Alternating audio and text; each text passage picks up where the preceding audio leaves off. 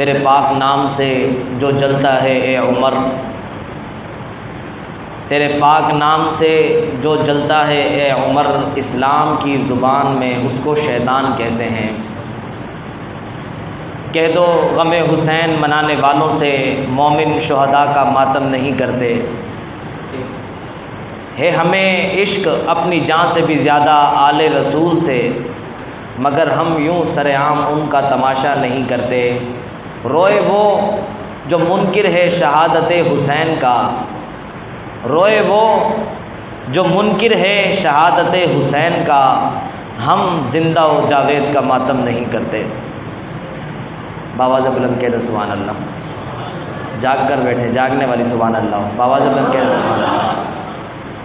بات سمجھ میں آئے تو سبحان اللہ کہیں۔ سبحان اللہ اتنا بڑا وظیفہ ہے، اور تسبیحات میں اتنی بڑی تسبیح ہے کہ متعدد روایات میں آتا ہے کہ جناب نبی کریم صلی اللہ علیہ وسلم نے ارشاد فرمایا، جو شخص ایک مرتبہ سبحان اللہ کہتا ہے، اللہ تعالیٰ اس کے جنت کے پلاٹ میں ایک ایسا درخت لگا دیتے ہیں کہ جس کے نیچے عربی نسل کا گھوڑا 100 سال تک دوڑتا رہے۔ گھوڑا تو تھک جائے گا مگر درخت کا سایہ ختم نہیں ہوگا۔ جو چاہتے ہیں کہ جنت کے پلاٹ میں ہمارا بھی درخت لگ جائے، وہ کہتے ہیں سبحان اللہ۔ اور جس کو پتہ ہی نہیں ہے اپنے باپ کا، اور جس کو پتہ ہی نہیں ہے اپنے باپ کا، وہ کیا بگاڑ لے گا عمر بن خطاب کا۔ انتہائی واجب الاحترام، قابل قدر معززین علاقہ، علماء کرام،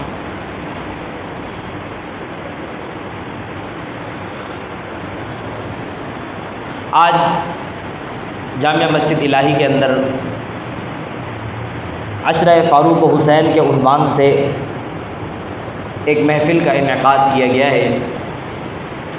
عزیزان گرامی قدر، حضرت عمر بن خطاب رضی اللہ تعالی عنہ اسلام کی وہ عظیم ترین شخصیت ہیں کہ جناب نبی کریم صلی اللہ علیہ وسلم نے جب مکہ کی سرزمین پر اعلان توحید کیا، لا الہ الا اللہ کی دعوت دی، لا الہ الا اللہ کا پیغام جب لوگوں تک پہنچا تو اپنے بھی بیگانے بھی میرے پاک پیغمبر کے دشمن بن گئے، حتیٰ کہ سگے چاچا بھی پاک پیغمبر کی مخالفت پہ اتر آیا۔ حالات مکہ میں اتنے خراب ہو گئے کہ مکہ کی سرزمین پر پاک پیغمبر سے جو ملتا اس کو پکڑ لیا جاتا، پاک پیغمبر کی معیت میں جو جاتا اس کو مارا جاتا، اس کو پیٹا جاتا، حتیٰ کہ بلال حبشی نے پاک پیغمبر کی معیت اختیار کی، لا الہ الا اللہ محمد الرسول اللہ کا کلمہ پڑھا۔ حضرت بلال حبشی رضی اللہ تعالیٰ عنہ کو تپتی ریت پر لٹایا جانے لگا، ہاتھوں میں کیلیں گاڑ دی جانے لگی۔ جناب حضرت خباب رضی اللہ تعالیٰ عنہ اسلام لے کر آئے، حضرت خباب کو جلتے انگاروں پہ لٹا دیا جاتا، انگارے جب تک بجھتے نہ حضرت خباب کو انگاروں سے اٹھایا نہ جاتا تھا۔ حالات مکہ میں اتنے خراب ہو گئے تھے کہ پاک پیغمبر کی معیت میں جو بھی آتا تو حضرت یاسر آئے، حضرت سمیہ آئی، ان کو تڑپا تڑپا کے شہید کر دیا گیا۔ اور پھر مکہ کے حالات اس قدر خراب تھے کہ جو صرف پاک پیغمبر سے ملتا اس پر ظلم اور تشدد نہیں ہوتا، بلکہ پاک پیغمبر کی معیت میں آنے والے لوگوں کے ساتھ بھی جو ملاقات کرتا اس کو بھی پکڑ لیا جاتا، اس کو بھی گرفتار کیا جاتا۔ حتیٰ کہ حضرت عثمان بن عفان رضی اللہ تعالیٰ عنہ مکہ کے اندر بڑے شریف النفس انسان جانے جاتے تھے۔ مکہ کی عورتیں جب اپنے بچوں کو سلاتی تھی اور اپنے بچوں کو سلاتے ہوئے کہتی تھی کہ اے میرے بچے سو جا، جس طرح قریش والے حضرت عثمان کی حیا کا تذکرہ کرتے ہیں، تیری حیا کا تذکرہ بھی میں اس طرح کروانا چاہتی ہوں۔ حضرت عثمان بن عفان رضی اللہ تعالیٰ عنہ جب پاک پیغمبر کی معیت میں آئے، جب لا الہ الا اللہ محمد الرسول اللہ کا کلمہ پڑھا، حضرت عثمان نے ذی النورین کو بھی حکم بن عاص جو حضرت عثمان کے چاچا تھے انہوں نے کمرے میں بند کر دیا۔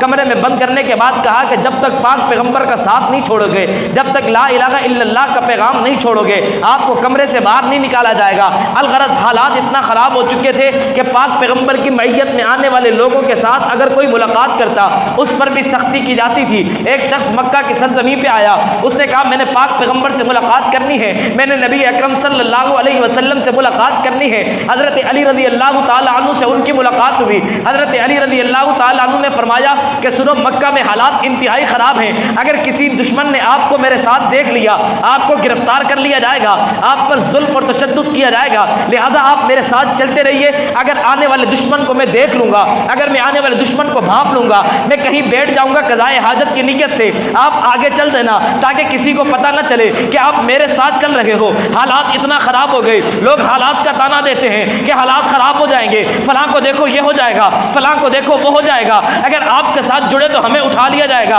اگر ہم ان کے ساتھ جڑے تو ہمیں اٹھا لیا جائے گا۔ آؤ نہ دیکھو مکہ میں حالات کتنے خراب تھے، حضرت علی رضی اللہ تعالیٰ عنہ صحابی کو سمجھا رہے ہیں، وہ ابھی تک اسلام لائے نہیں تھے، انہیں بتا رہے ہیں پاک پیغمبر سے ملنا کتنا مشکل ہے، صرف پاک پیغمبر سے نہیں بلکہ پاک پیغمبر کی میت میں آنے والے لوگوں کے ساتھ ملاقات بھی انتہائی مشکل ہے۔ حضرت علی رضی اللہ تعالیٰ عنہ ایسے حالات کے اندر انہیں پاک پیغمبر کے پاس لے جا رہے ہیں۔ جب یہ حالات مکہ کے بنے تو میرے پاک پیغمبر نے اپنے ان مقدس ہاتھوں کو اٹھایا۔ کون سے ہاتھ کہ جب پاک پیغمبر قضائے حاجت کے لیے ایک صحرا میں کھڑے ہوئے، سامنے درخت تو تھے مگر کہیں چھپ کر بیٹھنے کی جگہ نہ تھی، پاک پیغمبر نے انگلی کا اشارہ کیا، درخت زمین کو چیرتے ہوئے میرے پاک پیغمبر کے قدموں میں آ گئے، ان مقدس ہاتھوں کو اٹھایا۔ جب مکہ کے چوک پر ابو جہل نے کھڑے ہو کر اعلان کیا، اے محمد اگر تم سچے نبی ہو تو اس چاند کے 2 ٹکڑے کر کے دکھا دو، میرے پاک پیغمبر نے چاند کی طرف اشارہ کیا، وہ 14ویں کا چاند میرے پاک پیغمبر کی انگلیوں پہ ناچنے لگا، وہ 14ویں کا چاند میرے پاک پیغمبر کی انگلیوں کے اشاروں پر ٹکڑے ہوتے ہوئے نظر آیا۔ ان مقدس ہاتھوں کو اٹھایا، جب صحابہ کے وضو کا پانی ختم ہو گیا، میرے پاک پیغمبر نے اپنی انگلیوں کو لوٹے کے اندر رکھا، رب تعالیٰ نے ان انگلیوں سے پانی کے 5 چشمے جاری کر دیے۔ ان مبارک ہاتھوں کو اٹھایا کہ جب آٹے پر میرے پاک پیغمبر نے ان ہاتھوں کو لگایا، اس کی روٹی بنائی، تندور میں لگائی، باقی لگنے والی ساری تندور کی روٹیاں پک گئی، لیکن پاک پیغمبر نے جس پیڑے پر ہاتھ لگایا تھا، جس روٹی پر میرے پاک پیغمبر نے ہاتھ لگایا، وہ روٹی پکنے کا نام نہیں لیتی تھی۔ آقا سے پوچھا گیا، یا رسول اللہ یہ روٹی پکنے کا نام کیوں نہیں لے رہی؟ میرے پاک پیغمبر نے فرمایا، یہ تو روٹی ہے جس کو میں نے ہاتھ لگایا ہے، یہ تو آٹا ہے جس کو میں نے ہاتھ لگایا ہے، جس تندور میں تم نے اس روٹی کو لگایا ہے وہ تندور میں جلتی ہوئی آگ کو دنیا کی آگ کہتے ہیں، جس چیز پر میں محمد الرسول اللہ اپنے دست اقدس کو لگا دوں، دنیا کی آگ کیا اسے تو جہنم کی آگ بھی برداشت نہیں کر سکتی۔ میرے پاک پیغمبر نے ہاتھ اٹھائے، ہاتھ اٹھا کر دعا کر رہے ہیں، اللہم اعز الاسلام بعمر بن الخطاب او عمر بن الخشام، اللہ اسلام کو سر بلندی دینے کے لیے، اللہ اسلام کو عزت دینے کے لیے، اللہ اسلام کو عظمت دینے کے لیے، اللہ اسلام کو وقار دینے کے لیے مجھے عمر بن خطاب دے دے یا عمر بن ہشام دے دے۔ میرے پاک پیغمبر چاہتے رب سے دونوں مانگ لیتے، عمر بھی مانگ لیتے، عمر بھی مانگ لیتے، لیکن پاک پیغمبر نے 2 نام بھیجے۔ میرا اللہ چاہتا اپنے محبوب کو عمر بھی دے دیتا، عمر بھی دے دیتا، لیکن میرے پاک پیغمبر نے پہلے سے ایک قاعدہ بنا دیا ہے، اللہ نے پہلے سے ایک ضابطہ بنا دیا ہے، ایک قاعدہ بنا دیا ہے۔ اے پاک پیغمبر، آپ کو تمام انبیاء میں سے چن کر میں نے خاتم النبیین بنایا ہے۔ آپ کو خاتم النبیین بنانے کے بعد اب جو جماعت آپ کو ملے گی میں اس کا بھی انتخاب کروں گا۔ ہر شخص آپ کی جماعت میں نہیں آ سکتا، ہر فرد آپ کی جماعت میں نہیں آ سکتا، آپ کی جماعت میں صرف وہی آئے گا جس کا انتخاب خالق کائنات کرے گا۔ اب دیکھیں نا انتخاب ہو رہا ہے، ہاتھ اٹھائے، اللہ عمر بن خطاب دے دے یا عمر بن ہشام دے دے۔ اللہ کے پاس 2 نام گئے، ایک عمر بن خطاب کا، ایک عمر بن ہشام کا۔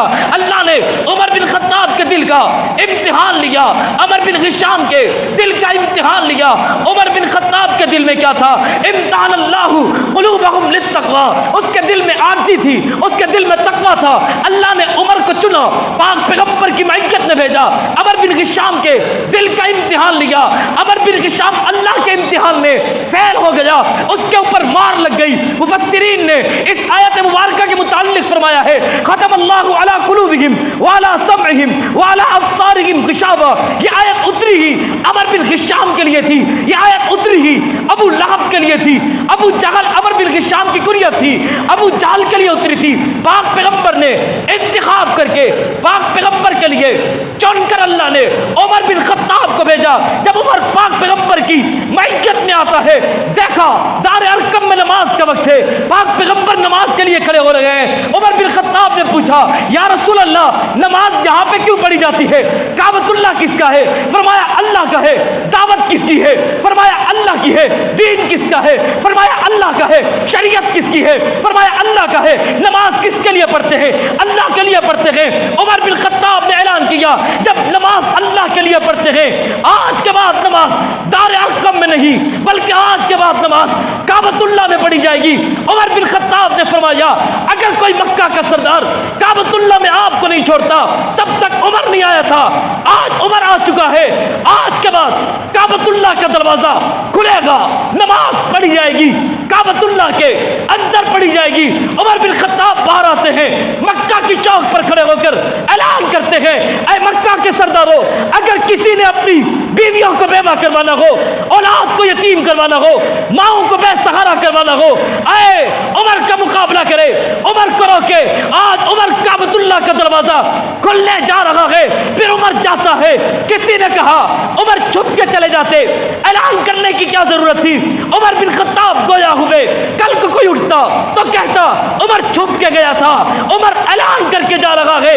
کعبۃ اللہ کے دروازے کے پاس پہنچ کر تالا توڑ کر پیغمبر کو نماز کعبۃ اللہ میں پڑھوائی۔ عمر نے بتایا کہ آج کے بعد مسلمانوں کو سر جھکانے کی ضرورت نہیں ہے، آج عمر آ چکا ہے، آج کے بعد سر اٹھا کے دیا جائے گا۔ عمر بن خطاب آئے، اسلام کو عزت مل گئی، کافر سر جھکا گئے۔ وہ عمر تھا، اس عمر کے نام سے کیسر و کسرا کانپ جایا کرتے تھے۔ دشمن کے اندر طاقت اور قوت نہیں ہوتی تھی۔ نام عمر میں اللہ نے برکات ہی ایسی رکھی ہیں۔ ایک عمر بن خطاب آیا، پھر عمر بن عبدالعزیز آیا، پھر ملا عمر آیا۔ دلیری اللہ نے دی، بہادری اللہ نے دی، اور ایسی بہادری دی کہ عمر بن خطاب رضی اللہ تعالی عنہ اسلام میں آئے۔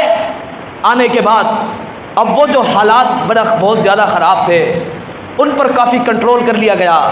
ابو جہل کے پاس چلے گئے، سنو بھیجا تو تم نے کسی اور غرض سے تھا، بھیجا تو اس لیے تھا کہ جاؤ عمر پیغمبر کا سر لے کر آ جاؤ۔ میں عمر پیغمبر کو سر دے کے آ گیا ہوں، کہیں میلی نگاہ نہ اٹھانا اب میرے پاک پیغمبر کی طرف، اگر میں یہ نگاہیں نکال دوں گا، زبانیں نہ نکالنا، زبانیں کھینچ ڈالوں گا۔ مکہ میں کسی صحابی پر ظلم برداشت نہیں کروں گا۔ وہ عمر تھا، ڈٹ گیا۔ نام عمر میں اللہ نے برکات رکھی۔ عمر آیا، فرشتے مبارکباد دینے آ رہے ہیں۔ عمر آیا، صحابہ مبارکباد دے رہے ہیں، یا رسول اللہ آپ کی دعائیں قبول ہو گئی۔ عمر آ گیا ہے، نعرہ تکبیر کی فضائیں بلند ہوئی، عمر آ گیا ہے۔ مکہ میں گویا زلزلہ برپا ہو گیا کفر کی صفوں میں کہ عمر چلا گیا ہے۔ عمر بھی پاک پیغمبر کے ساتھ مل گیا ہے۔ پھر مکہ کی سرزمین پر وہ جوبن چڑھا، ہجرت کا موقع آیا۔ آپ علیہ الصلوۃ والسلام نے عمر بن خطاب سے فرمایا عمر ہجرت کر جاؤ، مکہ چھوڑ دو، اللہ کا حکم آ گیا ہے۔ عمر بن خطاب مکہ کی چوک پر پھر ایک دفعہ کھڑے ہوئے، فرمایا اعلانیہ ہجرت کر رہا ہوں، اگر کسی مائی کے لال کے اندر دم ہو آئے عمر کا مقابلہ کرے۔ عمر اعلانیہ ہجرت کر کے مکہ چھوڑ کے جا رہا ہے، اور اعلان کیا عمر کبھی مکہ نہ چھوڑتا اگر میرے پاک پیغمبر حکم نہ دیتے۔ آقا کا حکم ہے، عمر مکہ چھوڑ کے جا رہا ہے۔ اگر کسی نے اپنی بیویوں کو آج بیوہ کروانا ہو آئے عمر کا مقابلہ کرے۔ کسی کے اندر پھر یہ دم نہیں تھا کہ وہ عمر کا راستہ روک کے دکھا دیتا۔ قرآن کریم کی آیات مبارکہ مفسرین نے لکھا ہے کہ 28 آیات مبارکہ کو موافقات عمر کہا جاتا ہے۔ 28 آیات مبارکہ قرآن کریم کی ایسی ہیں کہ عمر زمین پر مشورہ دیتے تھے، رب عرش سے قرآن بنا کر نازل کر دیتا تھا۔ عمر زمین پہ مشورہ دیتا، یا رسول اللہ یہ آپ کی ازواج مطہرات باہر آتی ہیں، میری غیرت گوارا نہیں کرتی کہ یہ بغیر پردے کے باہر آ جائیں، میرا دل چاہتا ہے آپ انہیں پردہ کروا دیں۔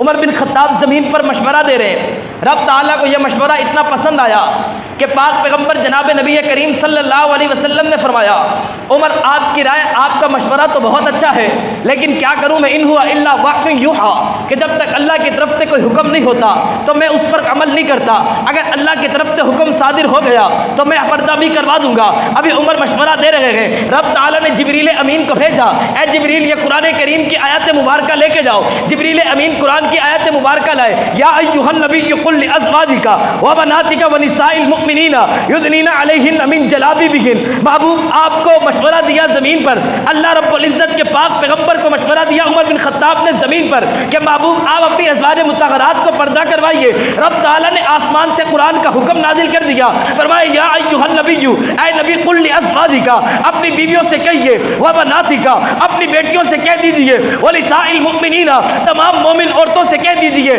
یہ پردہ کرے، پردے کا حکم نازل ہوا، اس کو موافقات عمر کہتے ہیں۔ 28 آیات مبارکہ قرآن کریم کی ایسی ہے کہ حضرت عمر بن خطاب رضی اللہ تعالیٰ عنہ زمین پر مشورہ دیتے تھے، رب عرش سے قرآن بنا کے نازل کر دیتا تھا۔